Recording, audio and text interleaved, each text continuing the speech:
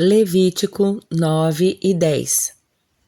No 8º dia, depois da cerimônia da consagração, Moisés reuniu Arão, seus filhos e os líderes de Israel e disse a Arão: Escolha um bezerro para oferta pelo pecado e um carneiro para o holocausto, ambos sem defeito, e apresente-os ao Senhor. Depois, diga aos israelitas: escolham um bode para oferta pelo pecado e um bezerro e um cordeiro, ambos de 1 ano sem defeito, para o holocausto. Escolham também um boi, um carneiro para oferta de paz, além de farinha misturada com azeite para oferta de cereal. Apresentem todas essas ofertas ao Senhor, pois hoje o Senhor aparecerá a vocês. O povo trouxe todas essas coisas à entrada da tenda do encontro, conforme Moisés tinha ordenado. Assim, toda a comunidade se aproximou e permaneceu em pé diante do Senhor. Então Moisés disse: É isto que o Senhor ordenou que façam para que a glória do Senhor lhes apareça. Em seguida, Moisés disse a Arão: Venha até o altar e apresente sua oferta pelo pecado e seu holocausto para fazer expiação por si mesmo e pelo povo. Apresente as ofertas do povo para fazer expiação por eles, conforme o Senhor ordenou. Arão foi até o altar e matou o bezerro como oferta pelo pecado por si mesmo. Seus filhos lhe trouxeram o sangue, e Arão molhou o dedo nele e o colocou nas pontas do altar. O restante do sangue ele derramou na base do altar, queimou no altar a gordura, os rins e o lóbulo do fígado da oferta pelo pecado, conforme o Senhor havia ordenado a Moisés. A carne e o couro, porém, queimou fora do acampamento. Então Arão matou o animal para o holocausto. Seus filhos lhe trouxeram o sangue e ele derramou em todos os lados do altar. Entregaram-lhe cada um dos pedaços do holocausto, incluindo a cabeça, e ele os queimou no altar. Lavou os órgãos internos e as pernas e o queimou no altar, junto com o restante do holocausto. Em seguida, Arão apresentou as ofertas do povo. Matou o bode do povo e o apresentou como oferta pelo pecado deles, como havia feito com a oferta pelo seu próprio pecado. Depois, apresentou o holocausto e ofereceu de acordo com a forma prescrita. Apresentou também a oferta de cereal e queimou no altar um punhado dela, além do holocausto da manhã. Arão matou o boi, o carneiro para oferta de paz do povo. Seus filhos lhe trouxeram o sangue e ele o derramou em todos os lados do altar. Depois, pegou a gordura do boi e do carneiro, incluindo a gordura da parte gorda da cauda e a gordura que envolve os órgãos internos, bem como os rins, o lóbulo do fígado de cada animal. Colocou as porções de gordura sobre o peito dos animais e as queimou no altar. Arão moveu o peito e a coxa direita dos animais para o alto como oferta especial para o Senhor, conforme Moisés havia ordenado. Por fim, Arão ergueu as mãos na direção do povo e os abençoou. Depois de apresentar a oferta pelo pecado, o holocausto e a oferta de paz desceu do altar. Então Moisés e Arão entraram na tenda do encontro e, quando voltaram, abençoaram o povo novamente, e a glória do Senhor apareceu a todo o povo. Fogo saiu da presença do Senhor e consumiu o holocausto e a gordura no altar. Quando eles viram isso, gritaram de alegria e se prostraram com o rosto no chão. Nadab e Abiú, filhos de Arão, colocaram brasas em seus incensários e as salpicaram com incenso. Com isso, trouxeram fogo estranho diante do Senhor, diferente do que ele havia ordenado. Por isso, o fogo saiu da presença do Senhor e os devorou, e eles morreram diante do Senhor. Então Moisés disse a Arão: Foi isto que o Senhor declarou: Mostrarei minha santidade entre aqueles que se aproximarem de mim. Mostrarei minha glória diante de todo o povo. E Arão ficou em silêncio. Moisés chamou Misael e Elzafã, primos de Arão e filhos de Uziel, tio de Arão, e lhes disse: Venham cá e levem o corpo dos seus parentes da frente do santuário para um lugar fora do acampamento. Eles se aproximaram e os puxaram pelas roupas para fora do acampamento, conforme Moisés havia ordenado. Então Moisés disse a Arão e a seus filhos, Eleazar e Itamar: Não deixem o cabelo despenteado, nem rasguem suas roupas em sinal de luto. Se o fizerem, morrerão. A ira do Senhor ferirá toda a comunidade de Israel. Mas outros israelitas, seus parentes, poderão ficar de luto, porque o Senhor destruiu Nadab e Abiú com fogo.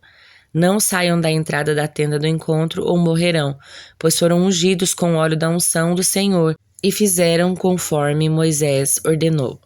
Então o Senhor disse a Arão: Você e seus descendentes jamais deverão beber vinho ou qualquer outra bebida fermentada antes de entrar na tenda do encontro. Se o fizerem, morrerão. Essa é uma lei permanente para vocês e deve ser cumprida de geração em geração. Façam distinção entre o que é santo e o que é comum, entre o que é impuro e o que é puro, e ensinem aos israelitas todos os decretos que o Senhor lhe deu por intermédio de Moisés. Moisés disse a Arão e aos filhos que lhe restaram, Eleazar e Itamar: Peguem o que sobrar da oferta de cereal depois que uma porção tiver sido apresentada como oferta especial para o Senhor. Comam-na junto do altar. Não deverá conter fermento, pois é santíssima. Comam-na num lugar sagrado, pois foi dada a vocês e aos seus descendentes como sua porção das ofertas especiais apresentadas ao Senhor. Foram estas as ordens que recebi. Quanto ao peito e à coxa que foram movidos para o alto como oferta especial, poderão comê-los em qualquer lugar cerimonialmente puro. Estas são as partes que foram dadas a vocês e a seus descendentes como sua porção das ofertas de paz apresentadas pelos israelitas. Movam para o alto o peito e a coxa como oferta especial para o Senhor, junto com a gordura das ofertas especiais. Essas partes pertencerão a vocês e a seus descendentes como direito permanente, conforme o Senhor ordenou. Depois Moisés procurou cuidadosamente pelo bode da oferta pelo pecado. Quando descobriu que tinha sido queimado, ficou furioso com Eleazar e Itamar, os filhos que restaram a Arão, e lhes disse: Por que não comeram a oferta pelo pecado no lugar sagrado? É uma oferta santíssima. O Senhor a deu a vocês para remover a culpa da comunidade e fazer expiação por ela. Uma vez que o sangue do animal não foi levado ao lugar santo, vocês tinham a obrigação de comer a carne no lugar sagrado, conforme eu ordenei. Arão respondeu a Moisés: Hoje meus filhos apresentaram ao Senhor sua oferta pelo pecado e seu holocausto. E, no entanto, esta tragédia aconteceu comigo. Será que o Senhor teria se agradado se eu tivesse comido a oferta pelo pecado do povo num dia como este? Quando Moisés ouviu isso, deu-se por satisfeito. Livro de Provérbios, capítulo 25. Estes são mais provérbios de Salomão reunidos pelos conselheiros de Ezequias, rei de Judá. É direito de Deus ocultar certas coisas, e é direito do rei tentar descobri-las. Ninguém consegue compreender a altura do céu e a profundidade da terra. De igual modo, ninguém sabe o que se passa na mente do rei. Remova as impurezas da prata, e o ourives poderá com ela criar um vaso. Remova os perversos da corte do rei, e seu reinado se firmará na justiça. Não chame atenção para si diante do rei, nem exija um lugar entre as pessoas importantes. É melhor esperar até que seja convidado perante os nobres que ser mandado embora e humilhado em público. Só porque você viu algo, não se apresse em ir ao tribunal, pois o que você fará no final se seu oponente lhe provar que está errado?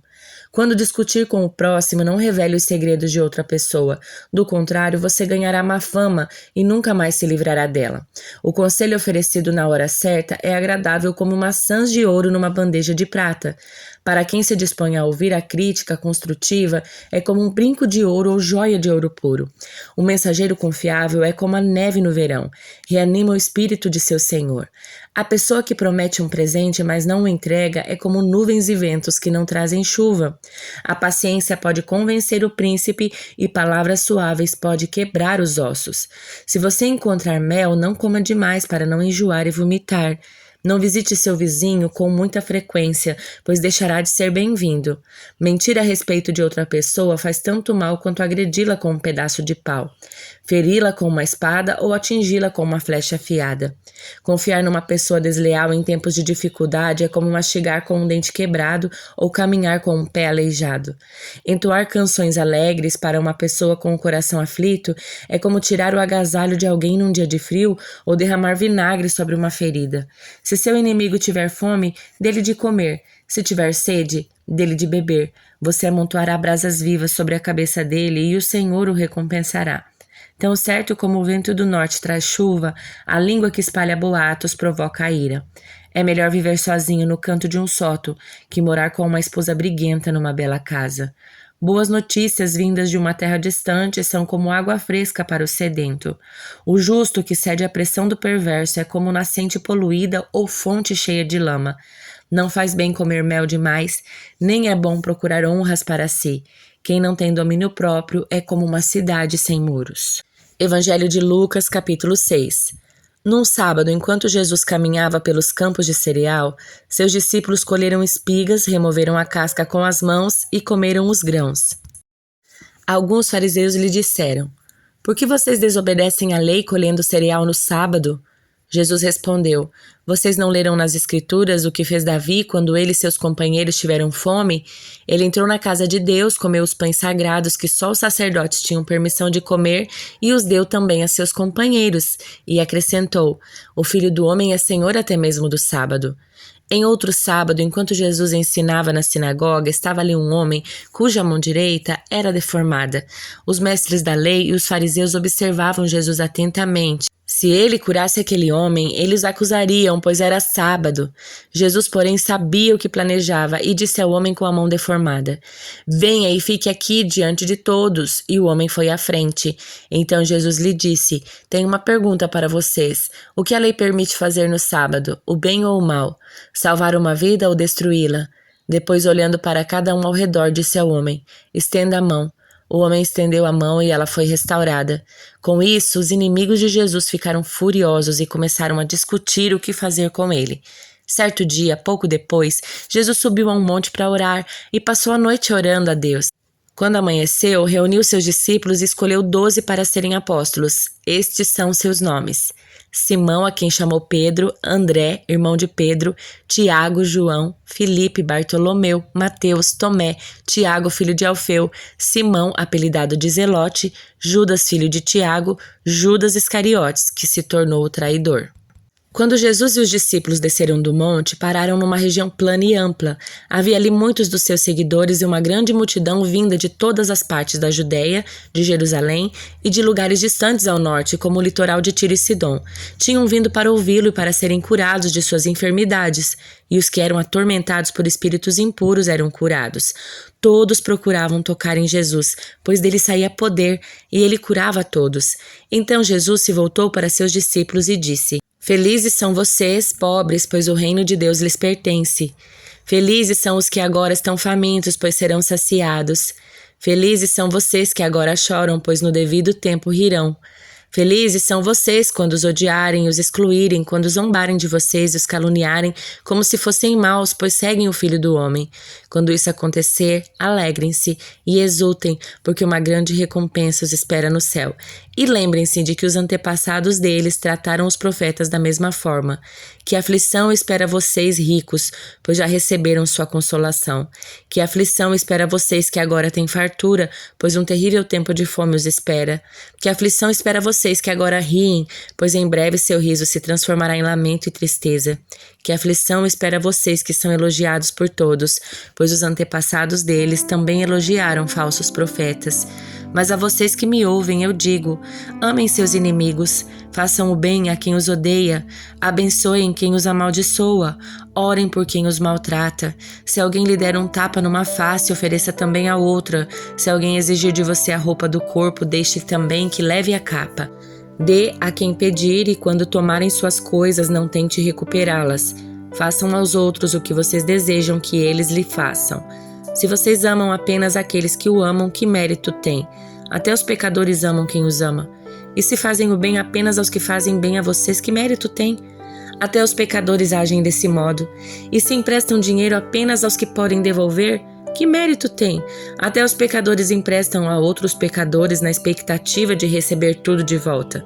Portanto, amem seus inimigos, façam-lhes o bem e emprestem a eles sem esperar nada de volta. Então, a recompensa que receberão do céu será grande e estarão agindo de fato como filhos do Altíssimo, pois ele é bondoso até mesmo com os ingratos e perversos. Sejam misericordiosos, assim como seu Pai é misericordioso. Não julguem e não serão julgados. Não condenem e não serão condenados. Perdoem e serão perdoados. Deem e receberão. Sua dádiva lhes retornará em boa medida, compactada, sacudida para caber mais, transbordante e derramada sobre vocês. O padrão de medida que adotarem será usado para medi-los. Jesus deu ainda a seguinte ilustração: é possível um cego guiar outro cego? Não cairão os dois num buraco? Os discípulos não são maiores que seu mestre, mas o aluno bem instruído será como mestre. Por que você se preocupa com o cisco no olho do seu amigo enquanto há um tronco no seu próprio olho? Como pode dizer, amigo, deixe-me ajudá-lo a tirar o cisco do seu olho, se não consegue ver o tronco no seu próprio olho? Hipócrita, primeiro livre-se do tronco em seu olho, então você verá o suficiente para tirar o cisco do olho do seu amigo. Uma árvore boa não produz frutos ruins, e uma árvore ruim não produz frutos bons. Uma árvore é identificada por seus frutos. Ninguém colhe figos de espinheiros, nem uvas de arbustos espinhosos. A pessoa boa tira coisas boas do tesouro de um coração bom, e a pessoa má, coisas más do tesouro de um coração mau, pois a boca fala o que o coração está cheio. Por que vocês me chamam Senhor, Senhor, se não fazem o que eu digo? Eu lhes mostrarei como é aquele que vem a mim.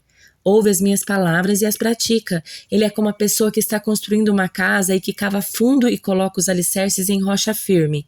Quando a água das enchentes sobe, bate contra essa casa, ela permanece firme, pois foi bem construída. Mas quem ouve e não obedece é como a pessoa que constrói uma casa sobre o chão sem alicerces.